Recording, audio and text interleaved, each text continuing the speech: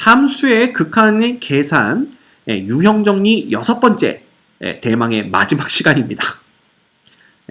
너무 지루하게 왔죠? 여러분들 끈기 있게 여기까지 본 사람이라면 충분히 여러분들 좋은 성적을 거둘 자격이 있는 사람들입니다. 자, 마지막 유형정리니까 조금 가벼운 마음으로 같이 보도록 할게요.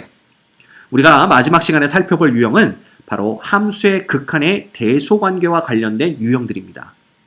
이미 우리가 알고 있는 내용들이지만 다시 한번 정리한다라는 차원으로 같이 보도록 할게요. 자, 임의의 실수 x에 대해서 함수 fx가 이러한 부등식을 만족시킵니다.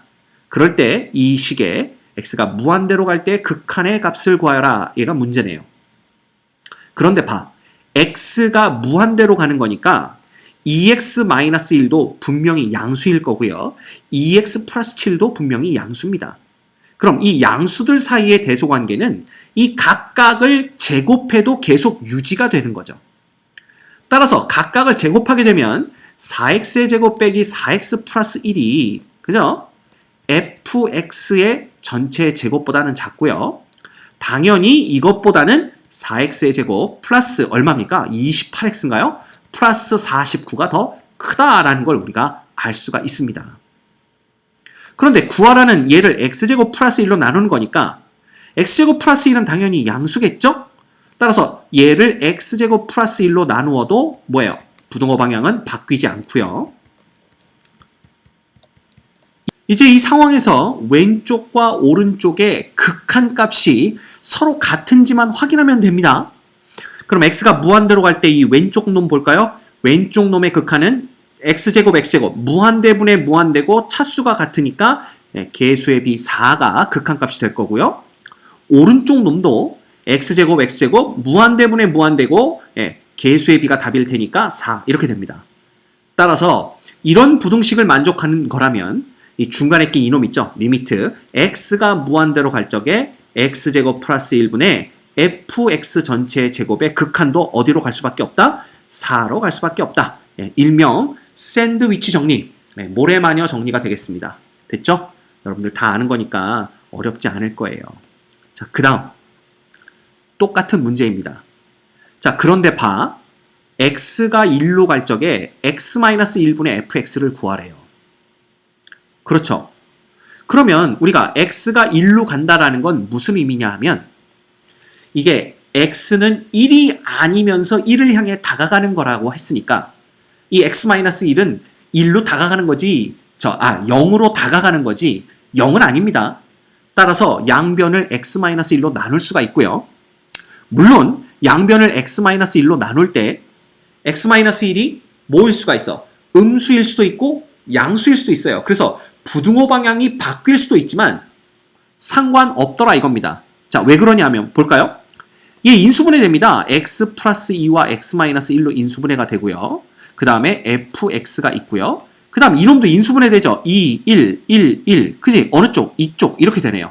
따라서 얘도 x-1과 2x 플러스 1로 인수분해가 됩니다. 그런데 얘네들을 봐. x-1로 나누는 거죠. 이렇게. 그러면 부등호 방향이 유지될 수도 있고요. 언제? x가 1보다 큰 쪽에서 1로 다가올 때 혹은 부등호 방향이 반대가 될 수도 있습니다. 언제? x가 1보다 작은 쪽에서 1로 다가올 때. 그런데 이 부등호 방향은 지금 대세에 영향을 주지 않습니다. 왜냐하면 우리 극한값을 구해봅시다. x가 1로 다가올 때 이 왼쪽 놈의 극한은요. 이 0분의 0꼴이네요. 그러면 x-1, x-1 지워주시고 x가 1로 다가가니까 왼쪽 놈의 극한 3을 구할 수가 있고요. 오른쪽 놈의 극한 역시 0분의 0꼴이니까 x-1, x-1 지워주시고 1 대입하면 우리가 3이 되는 걸 볼 수가 있습니다. 즉 부등호 방향이 이렇게 되든 혹은 이렇게 되든 관계없이 양쪽의 극한값이 모두 3으로 수렴하기 때문에 중간에 낀 이놈은 부등호 방향 어떤 방향이라고 하더라도 결국 3이 될 수밖에 없다라는 겁니다. 그치? 그래서 결국 이 문제의 답은 3이 되는 겁니다. 어려울 거 하나도 없죠. 그죠? 그래서 사실은 이 문제 그냥 아무 생각 없이 양변을 x-1로 나눠서 막 풀면 되네 라고 생각하지만 만약에 얘가 여러분들 내신, 학교 내신 문제에 서술형으로 나왔다. 그러면 반드시 이게 우극한인 경우와 좌극한인 경우로 나눠서 풀어야 됩니다. 왜? 부등호 방향이 바뀌기 때문에. 그래야만 정확히 점수를 다 가져갈 수 있죠. 만약에 아무 생각 없이 그냥 x-1로 나눈 다음에 부등호 방향 고려 안 하고 그냥 위에 것만 보고 양쪽이 3이니까 3이지 당연하지 이러면 감점 처리됩니다. 알겠죠? 그런 거 조심하셔야 돼요. 오케이? 자, 그 다음 이 문제 볼까요? 네, 똑같습니다. 얘는 이 fx의 세제곱을 x세제곱 플러스 1로 나눈 그런 극한값인데요. x가 무한대로 가면 이것들이 전부 양수가 되겠죠. 그러면 양수들의 대소관계는 제곱을 해도 유지가 되고요. 세제곱을 해도 유지가 됩니다. 알죠? 그러면 이거잖아. 그냥 3x 플러스 2의 세제곱보다는 fx 전체의 세제곱이 더 크고요. 이것보다는 3x 플러스 7의 세제곱이 더 큽니다. 됐죠? 그럼 얘를 x세제곱 플러스 1로 나누는데 이 x세제곱 플러스 1도 양수일 거 아니야. 왜? x가 무한대로 가니까. 그러면 부등호 방향 안 바뀝니다. 이렇게 되는 거죠. 여기도 안 바뀌고요. 이쪽도 안 바뀝니다. 됐죠? 그럼 이제 봐. 무한대분의 무한대꼴이에요. 양 사이드가. 게다가 얘는 세제곱을 하면 최고창이 27x 세제곱 되죠. 따라서 x가 무한대로 갈 적에 이 왼쪽의 극한은 27이 됩니다. 자, 오른쪽 거 볼까요? 오른쪽 것도 얘는 최고창이 27의 x 세제곱이 되죠. 네, 역시 극한은 무한대분의 무한대꼴, 답은 개수의 비 27이 됩니다. 따라서 당연히 중간에 낀 이놈도 극한값은 27이 되는 거죠. 간단합니다. 어렵지 않습니다. 또 마지막 이놈. 네, 똑같죠. 사실 이거 뭐 안 풀어도 되지만 기왕 여기까지 온 거 풀어봅시다. x가 3으로 가는 방법은 두 가지가 있습니다.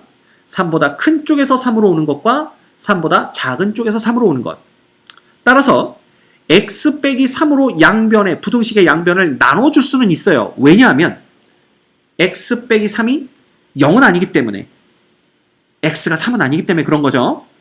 그렇지만 얘가 양수가 될 수도 있고 음수가 될 수도 있습니다. 그래서 엄밀하게 말하면 x가 3보다 큰 쪽에서 이거일 때는 부등식이 어떻게 되냐면 x 빼기 3분의 3x 빼기 9, 그 다음 이쪽은 뭐가 돼요? x 빼기 3분의 fx, 그 다음 이쪽은 뭐가 돼요? x 빼기 3분의 뭐가 되는 거야? x제곱 빼기 3x 이렇게 되는 겁니다. 그치? 그런데 x가 3보다 작은 쪽에서 오게 되면 부등호 방향은 바뀌게 되죠. 왜냐하면 x 빼기 3이 음수가 될 테니까. 이 두 가지 경우를 다 고려해야 된다고 말씀드렸습니다. 자, 이 상황에서 어찌됐든 간에 얘는 보세요. 3으로 묶으면 x 빼기 3이 되는 거고요. 요 분자는 x로 묶으면 x 빼기 3이 됩니다. 따라서 x 빼기 3, x 빼기 3 지워지고 나면 왜냐하면 얘가 0분의 0꼴이니까 이 왼쪽의 극한은 3이 되고요. 여기도 마찬가지죠. 0분의 0꼴에서 x 빼기 3, x 빼기 3 지워지고 나면 이 x의 극한, x가 3으로 가니까 역시 3이 됩니다. 따라서 부등호 방향과 관계없이 양쪽의 극한값이 3이기 때문에 중간에 낀 이놈의 극한값, 얘의 결과도 역시 3이 돼야 된다라는 걸 우리가 알 수 있다라는 거죠. 됐습니까? 오케이. 어렵지 않습니다. 자, 여기까지 해서 우리가 함수의 극한값의 계산이라는 아주 유형 정리가 우리가 여섯 번에 걸쳐서 했던 아주 긴 그지? 그런 유형 정리가 끝났습니다. 유형 정리 할 게 많다라는 것은 그만큼 시험에 많이 나온다라는 걸 의미한다고 말씀드렸죠. 여러분들 잘 모르겠으면 계속해서 반복하면서 보도록 하세요. 알겠습니까? 이런 얘기가 있습니다.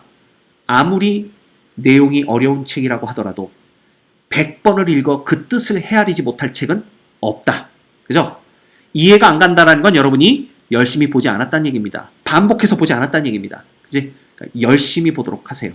알겠습니까? 그러면 아무리 어려운 수학책도 이해할 날이 오게 될 겁니다. 그날이 수능 전에 와야 할 텐데.